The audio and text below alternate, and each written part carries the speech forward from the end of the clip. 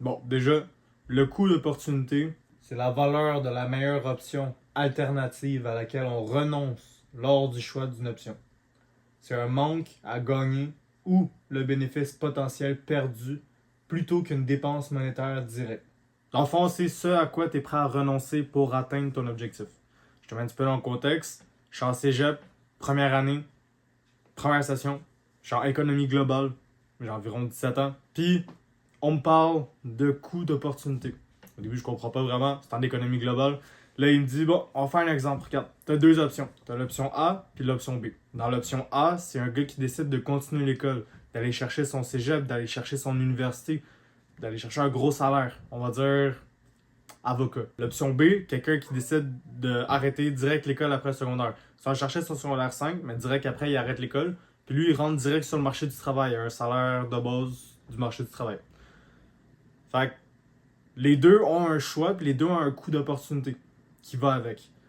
Là, nous, on voulait prendre un résultat basé uniquement sur la valeur monétaire que tu vas gagner. On voulait calculer le coût d'opportunité en valeur monétaire. Fait qu'on se base uniquement sur l'argent.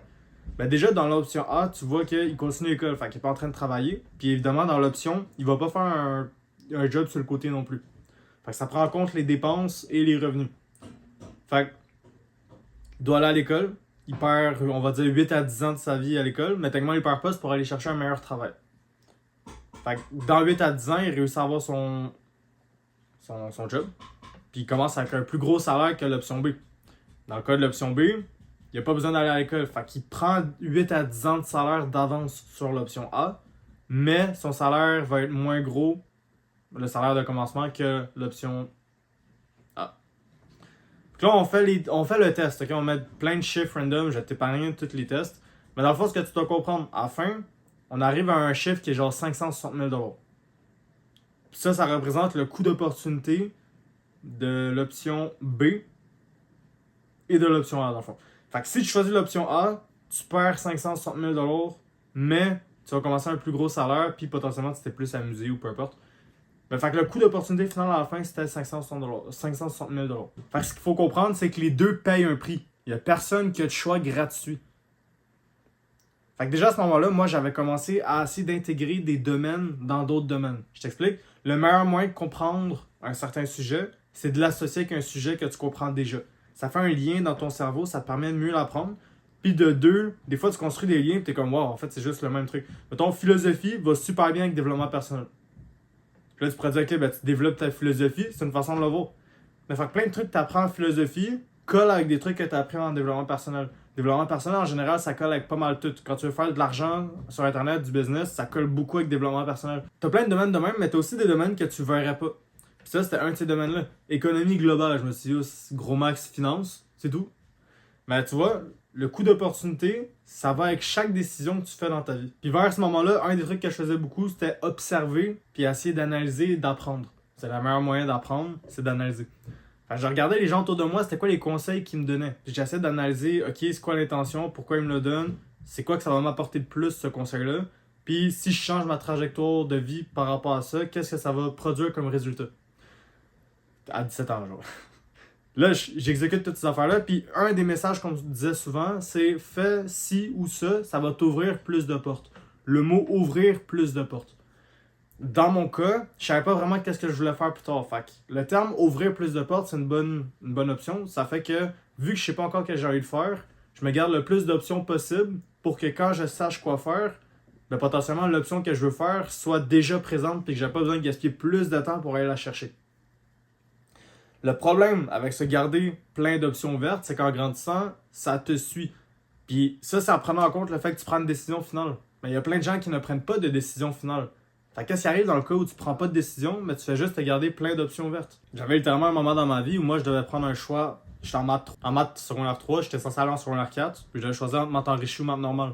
Je savais pas encore ce que je voulais faire, fait que moi je m'en fous, je vais prendre maths normale, plus facile.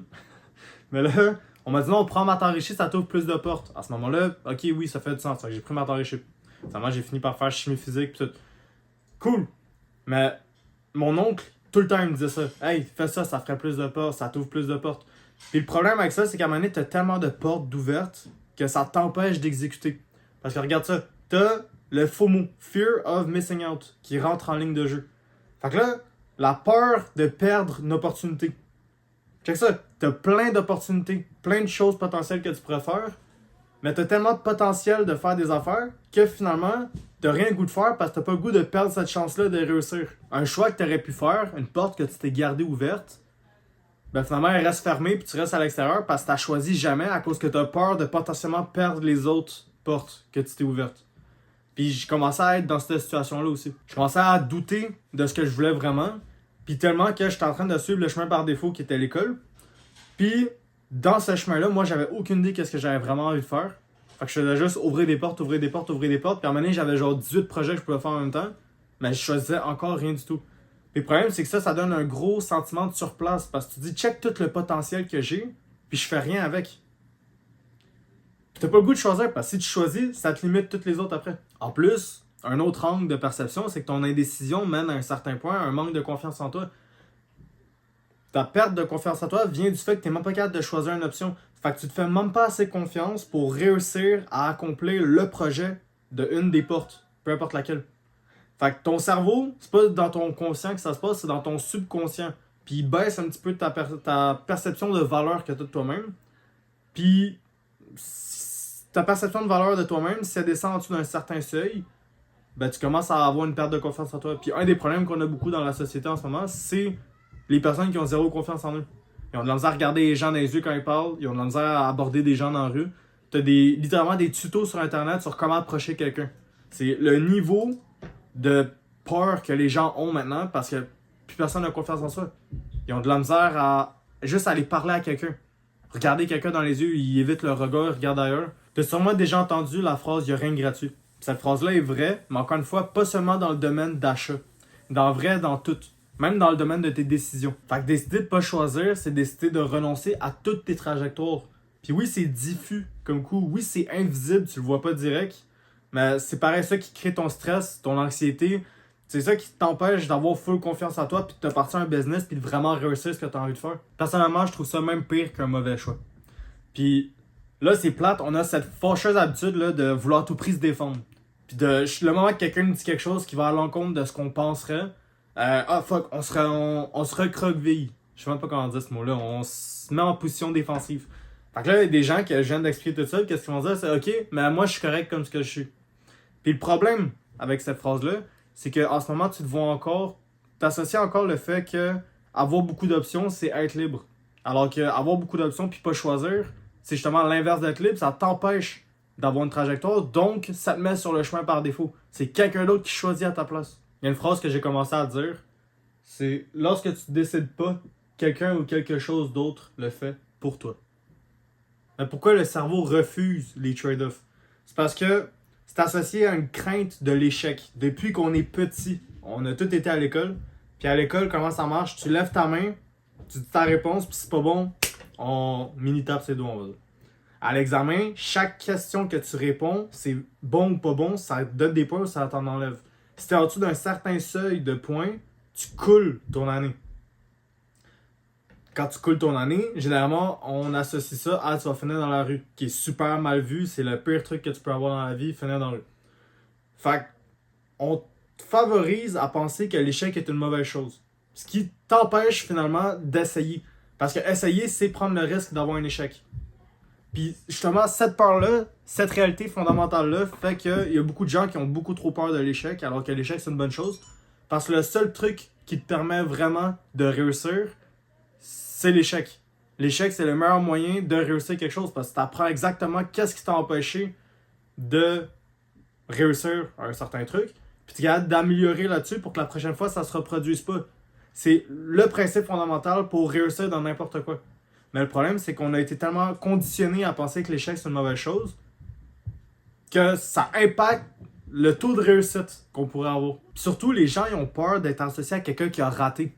Beaucoup de pression des autres autour de toi. T'as pas le goût que tes parents ou tes amis viennent te voir et te disent « Ah, check, lui, c'est lui qui a raté 2-3 business. » Des trucs de même. On a cette peur-là, puis les personnes qui n'ont pas encore choisi, ben au moins, ils ont ce renforcement psychologique-là que « Ah, vu que t'as pas encore choisi d'option, en théorie, t'es encore une super bonne personne qui a pas échoué. » Fait que t'as ce potentiel-là de réussir, Tu as tous ces choix-là qui pourraient te permettre de réussir, mais vu que tu n'as rien essayé pour l'instant, tu n'es pas encore catégorisé comme celui-là qui a raté sa vie.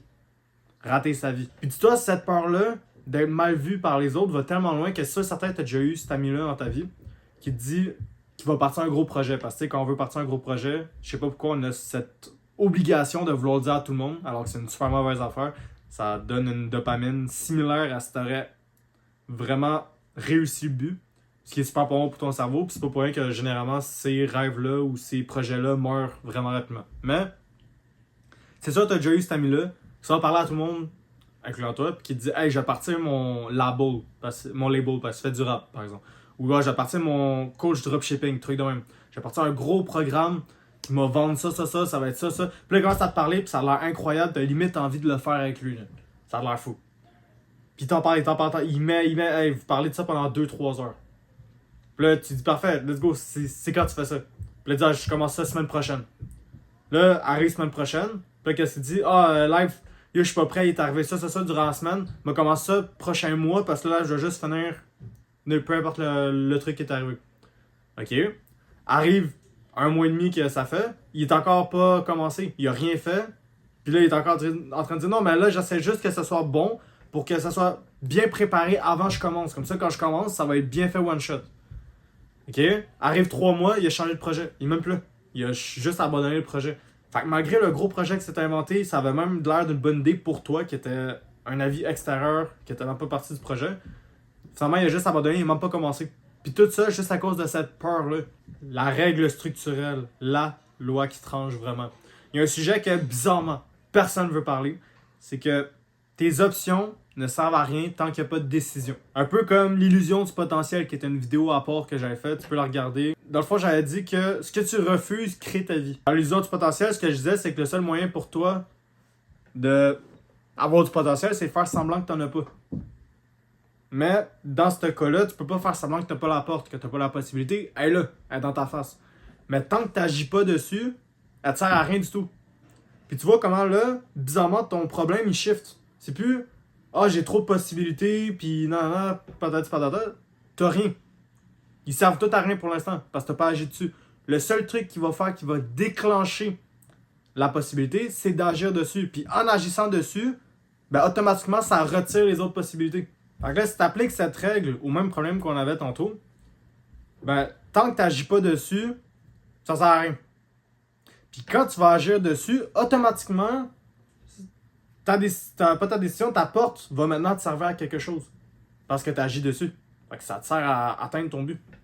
Puis, agir sur ta décision va t'amener une certaine stabilité dans ta vie. Parce que maintenant, tu vas avoir un objectif, tu vas avoir des étapes concrètes pour y arriver.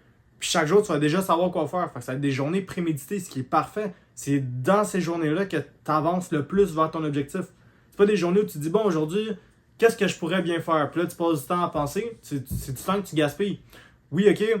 Pour toi, tu penses peut-être que c'est bien investi, mais tu aurais un meilleur moyen de l'investir. Ça serait de planifier la veille. Comme ça, aujourd'hui, quand tu te réveilles, tac, tu exécutes. Jusqu'à une certaine heure, puis à une certaine heure, tu arrêtes d'exécuter. Tu as fini. Il te reste le reste de la journée pour faire ce que tu veux. Puis en fin de journée, tu planifies ta journée de demain. Comme ça, tu n'es pas en mauvaise posture, on va dire, puis tu n'es même pas obligé de le faire là, tu t'en vas dormir. Puis le lendemain, quand tu te réveilles, ton matin, soldat. T'exécutes tout. La stabilité que tu vas développer, en plus, va réduire beaucoup ton stress, va réduire beaucoup ton anxiété, mais surtout va aussi réduire ta dépendance. Parce que ça te permet de te donner une lumière à suivre. C'est un chemin que tu vas pouvoir te créer, puis tu vas pouvoir avancer dessus à ton rythme, de ta façon, en cherchant toujours une meilleure manière d'exécuter cette affaire-là. Puis ça, c'est pour toi. Tu le fais pas pour quelqu'un d'autre, tu le fais pas pour ta famille ou peu importe, pour un boss.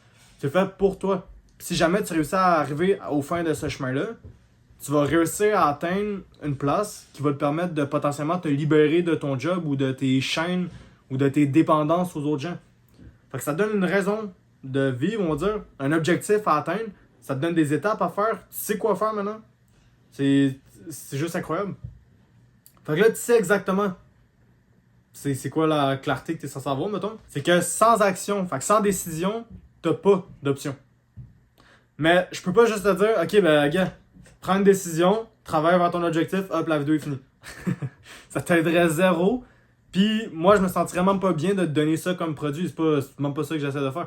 Moi, je veux te donner un vrai plan concret, que quand tu sors de cette vidéo-là, tu as un plan que tu peux vraiment appliquer directement, puis voir une amélioration dans ta vie. C'est le but de tout ce que je fais pas mal. Fait qu'on va commencer ça direct. La première étape pour finalement agir sur tes options, c'est accepter la perte. Ouais, accepter. Faut que tu acceptes le fait que choisir une option va te faire abandonner toutes les autres options. Parce qu'on n'est pas dans l'optique que tu vas faire 2, 3, 4 options. De 1, on a déjà de la misère d'en faire juste une. Fait qu'on va pas se racheter plus de travail. De 2, être focus sur une seule affaire, c'est le seul moyen de vraiment réussir. Je sais qu'il y en a plein qui pensent qu'être généraliste, c'est la voie à suivre. Fait qu'ils essaient de master 8-9 trucs en même temps. Tu remarques pas que quand tu t'essaies de master 8-9 trucs en même temps, tu fais comme presque aucun avancement. Imagine là que tu as le choix entre soit aujourd'hui tu gaspilles 1 heure à apprendre un seul sujet, mettons la finance, après un sujet précis en finance, soit aujourd'hui tu gaspilles 10 minutes à apprendre 6 sujets. 10 minutes à apprendre maths, 10 c'est la finance pardon, 10 minutes à apprendre comment faire du dropshipping, 10 minutes à apprendre comment écrire, 10 minutes à apprendre une nouvelle langue, 10, 10, 10, 10. Ok, tu fais un mini truc, mais en 10 minutes, moi je sais pas que j'ai le temps d'apprendre en 10 minutes. Puis si j'ai à apprendre 6 trucs, il y a juste les 2 derniers vraiment que m'en souvenir max. Les 2 derniers trucs que j'ai choisis, fait que le dernier 20 minutes d'apprentissage. Les premiers 40 minutes, m'a l'oublié parce que là j'ai de la nouvelle information qui rentre non-stop. Fait que ton cerveau, il a été développé pour être spécifié sur une tâche. Fait que le meilleur moyen de bien l'utiliser, c'est de choisir un seul but, puis de te focus all-in sur ce but-là. Puis si tu veux, tu peux comparer d'autres buts avec ce but-là pour essayer de l'aider, mais en tout cas, on s'éloigne du point initial que je voulais mettre. Là, il faut juste t'accepter la perte. Faut t'accepter que tu vas t'empêcher d'avoir une autre vie que tu aurais pu avoir si tu avais choisi une complètement autre affaire, puis que tu vas choisir cette vie-là. Il faut que tu acceptes le fait que tu vas abandonner d'autres options pour favoriser cette option-là. Puis, je te fais prendre une étape complète juste pour accepter la perte. Parce que si tu décides de ne pas accepter la perte, tu vas finir par avoir un gros risque de potentiellement saboter ta décision plus tard ou de garder une ou plusieurs portes ouvertes, ce qui va finir par diluer ton esprit ou rationaliser ton abandon. Tu dois le voir d'une manière où prendre une décision sans perte assumée, c'est juste une illusion. Parce que le moment qu'il va arriver un petit truc, tu vas switcher sur une autre option que tu avais, puis ça va tout abandonner ton progrès. Deuxième étape, utiliser la technique positive-négative. C'est sûr, tu as déjà entendu quelqu'un dire, à un moment donné dans ta vie, que écrire ton problème, c'est la meilleure façon de le résoudre. Puis aujourd'hui, c'est exactement ça que tu vas faire. Tu as une loi qui s'appelle la loi de Kydlin, qui dit si un problème peut être formulé et écrit clairement, il est déjà à moitié résolu. Fait que tu prends une feuille. Premièrement, tu vas écrire toutes tes options. Max, normalement, c'est 3 à 7 que tu risques d'avoir. Mais si t'en as 18, ben déjà, prends en compte que t'as 18 fucking options. C'est beaucoup trop. Mais de 2, écris pareil. C'est important. Pis ça, je te parle pas de fantasme, de wow, c'est ça que je veux. Non, non. Des options réelles. Des vraies options que t'aurais vraiment pu faire comme projet. Puis juste, t'hésites là-dessus. T'es écris toutes. Ensuite, en haut à gauche, tu vas écrire des non négociables. T'en écris 3 à 5 positifs, 3 à 5 négatifs. Ça, là, des non négociables, c'est des lois. T'as pas le droit de détruire ces lois-là. Fait que ça va t'aider plus tard dans le processus.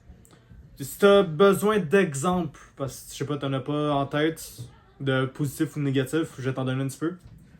Fait que des exemples non négociables de positifs, ça c'est ce que tu veux absolument dans ton projet. Ça peut être genre me rapprocher d'un objectif clair, précis dans 90 jours.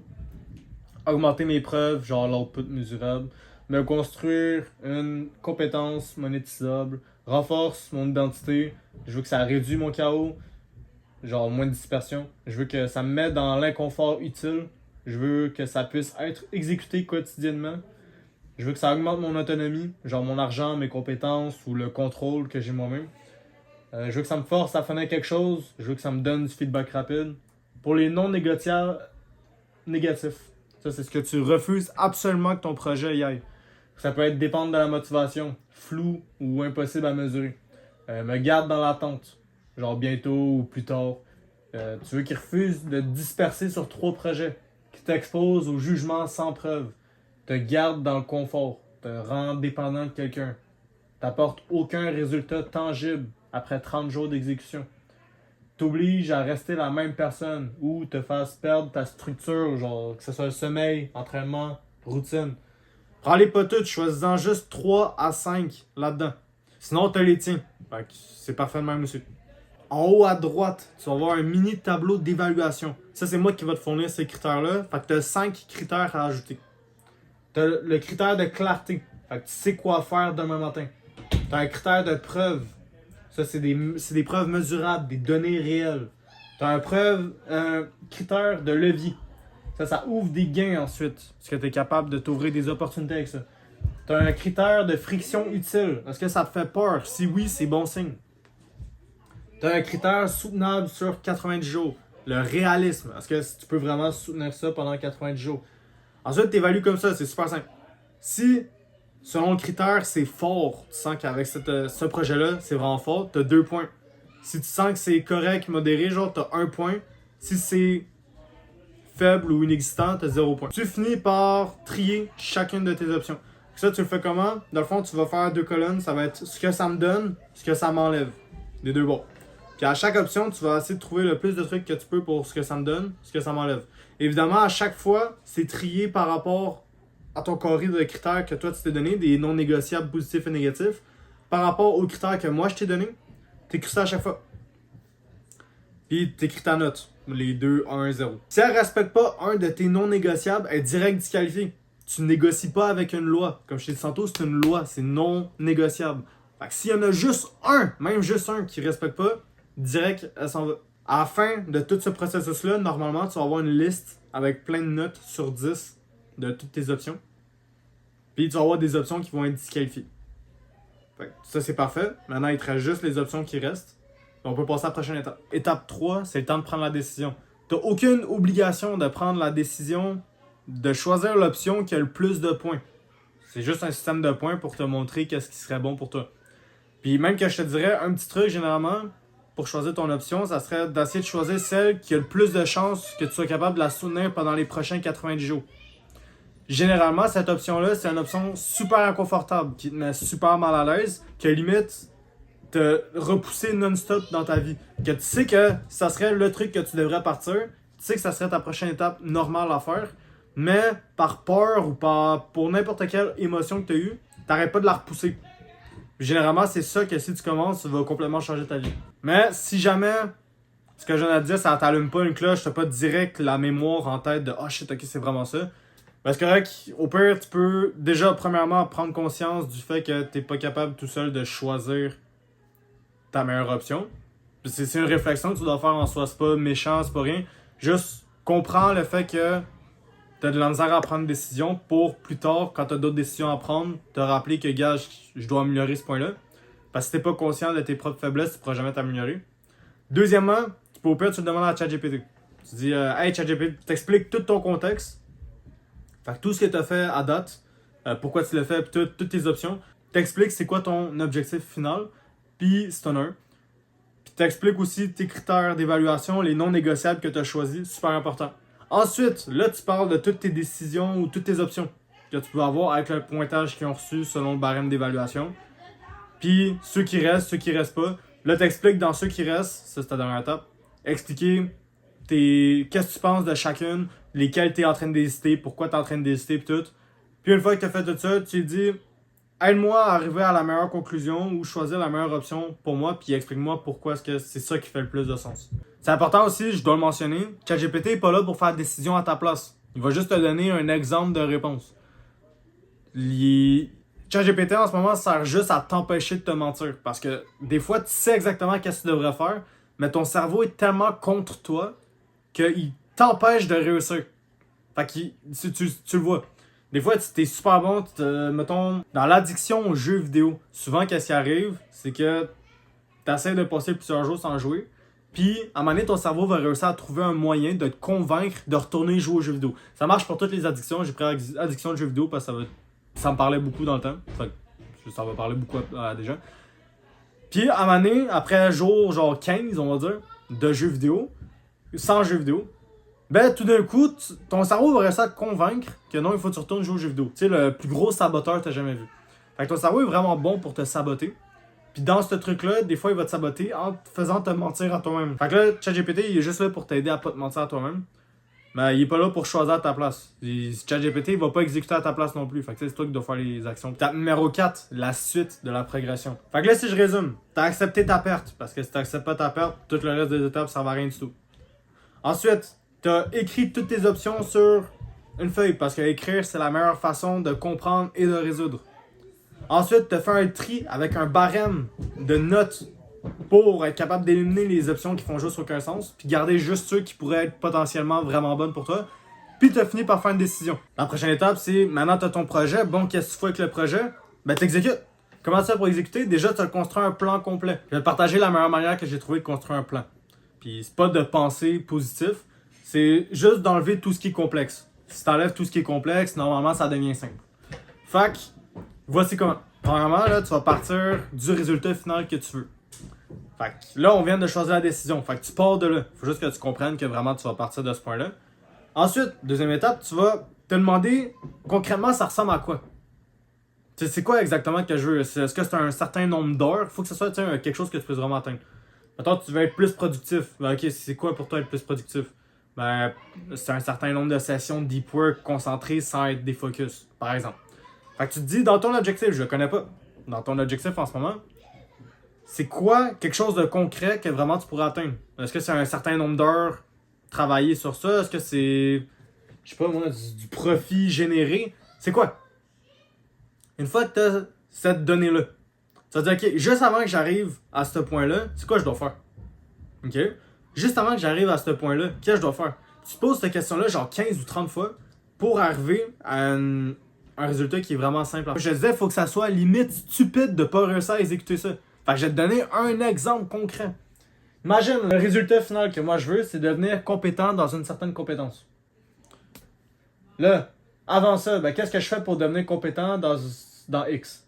Ben, je dois pratiquer chaque jour X. D'accord, si je pratique pas chaque jour, ça marchera pas. Qu'est-ce que je dois faire avant de pratiquer chaque jour? Ben, je dois avoir une routine fixe qui me permet de pratiquer chaque jour. Si j'ai une routine fixe, là, je vais être capable de pratiquer chaque jour. Bon, fait que ça, c'est ma troisième. Avant d'avoir une routine fixe qui me permet de pratiquer chaque jour, qu'est-ce qu'il faut? Ben, il faut que je me bloque du temps pour exécuter cette routine-là. Fait que je me bloque un genre de 30 minutes pour exécuter X. Parfait. Juste avant de bloquer ce temps-là pour exécuter X, qu'est-ce que je dois faire?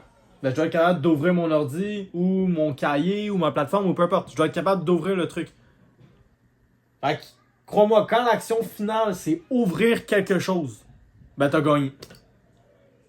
Puis si tu sais pas encore quoi faire demain, ben ton plan est trop flou. Fait qu'il faut que tu redécoupes jusqu'à ce que ça soit impossible de pas agir. Étape 5. Il y a une étape de plus. Je finis avec l'étape la plus dure. C'est la constance.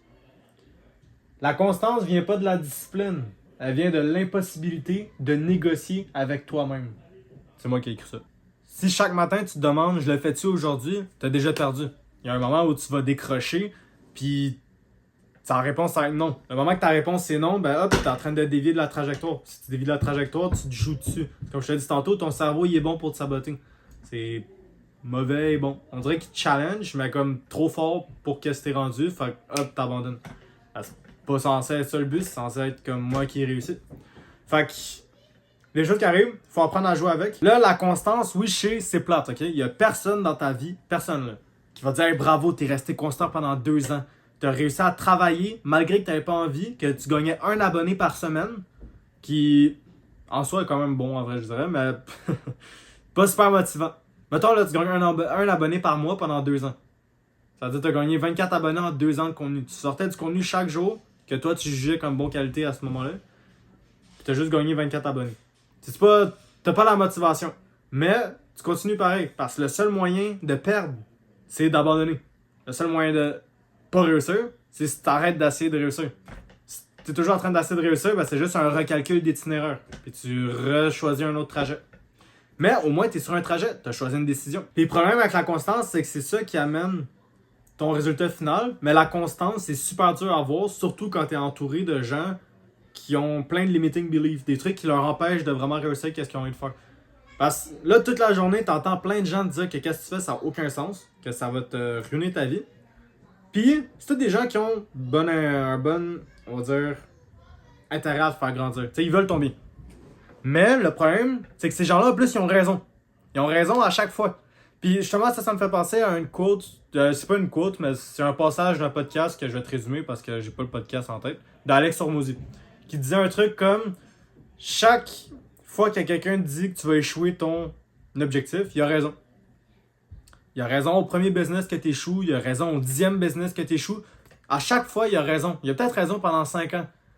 Mais il a jamais vraiment raison.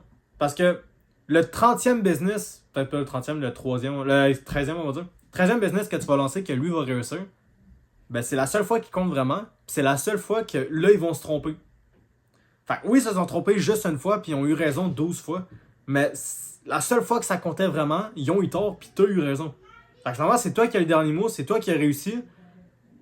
Puis t'as réussi parce que tu t'es fait confiance jusqu'au bout, puis t'as pas fait confiance à des gens qui ont aucune idée de ta situation. On connaît même pas le contexte des autres, mais on se permet de dire plein d'affaires. Fait que, dans le fond, il disait continue. Continue d'avancer, fais-toi confiance, tu vas y arriver. Qui est motivant, cool. Mais extrait de ça, le fait que oublie ton entourage. Oui, tes parents, ils ont la meilleure vision pour toi, on va dire. Ils veulent ton bien, mais ils ont la meilleure vision de ce qu'ils sont capables d'aller chercher. Puis j'ai développé cette mentalité-là où si quelqu'un vit pas la vie que j'ai envie de vivre dans un certain domaine ou qu'il n'a pas le niveau que je veux dans un certain domaine, je vois pas pourquoi je suivrais ses conseils. Généralement, j'ai commencé à appliquer ça, moi, quand je faisais du gym. J'avais un gros sur Internet, ma balle gros, mais j'étais gros aussi. Maintenant, je peux dire gros, tu sais, c'est pas une insulte comme d'autres types d'insultes. J'allais dire quelque chose d'autre. Fait que, il y avait quelqu'un en surpoids sur Internet qui disait des conseils pour aller au gym. Il donnait des conseils sur la forme à prendre, des trucs de même. Puis, moi, j'étais comme, cette personne-là ne s'entraîne clairement pas, ou s'entraîne puis voit pas gros résultats. J'ai pas le goût d'appliquer ses conseils, parce que ses conseils l'ont mené où que lui est rendu live. Puis j'ai pas le goût d'être dans sa situation puis pas être capable de perdre du poids. Peut-être qu'il est capable de perdre du poids, mais c'est juste une perception. Fait que, si j'ai pas le goût d'aller dans sa situation puis ses décisions l'ont mené à sa situation, pourquoi est-ce que je suivrais ses conseils? Si ça va me mener à sa situation puis c'est pas ça que j'ai envie de faire. Fait que je suis parti de ce principe-là puis je l'ai comme appliqué tout le monde, partout. Comme je te dis, je suis quelqu'un qui extrapole beaucoup les domaines. Puis je fais plein de liens avec plein de domaines différents. Fait que je me suis dit, ça c'est un principe de vie finalement. Prends pas de conseils de quelqu'un qui est pas au niveau que tu veux être dans un certain domaine. Je me rappelais plus vraiment, j'étais parti où, je pense que c'était avec les parents. Dans le fond, tes parents, ben, généralement, tu veux pas vraiment vivre leur vie. Fait que c'est correct, ils vont te donner des conseils que ils les ont menés à bien. Peut-être niveau santé, tu as l'impression qu'ils en connaissent un petit peu plus que toi, suis-les. Si tu rencontres quelqu'un d'autre, un médecin ou quelque chose que tu penses qu'il en connaît plus que toi, parce que ce qu'il dit pour toi, ça fait du sens, suis-lui. Mais suis pas les conseils de quelqu'un que dans un certain domaine, il est clairement pas au niveau que tu voudrais être. Je vais pas insulter quelqu'un non plus. Puis ben, souvent les parents, en tout cas mes parents, moi je suis quelqu'un qui essaie toujours de se développer personnellement, qui essaie toujours de s'améliorer dans un certain sujet. Mes parents ne font pas ça. Fait que c'est normal qu'il y ait plusieurs sujets où je suis beaucoup plus connaissant qu'eux, on va dire. Connaissant parce que j'ai beaucoup lu pis tout.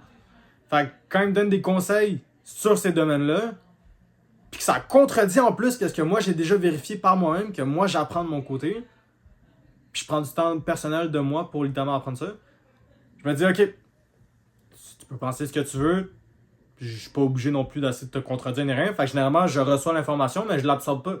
Ça va pas changer ma façon de le voir parce que moi j'ai une raison qui s'est construite sur preuves réelles, expériences que j'ai vécues, avec mes connaissances que j'ai été chercher.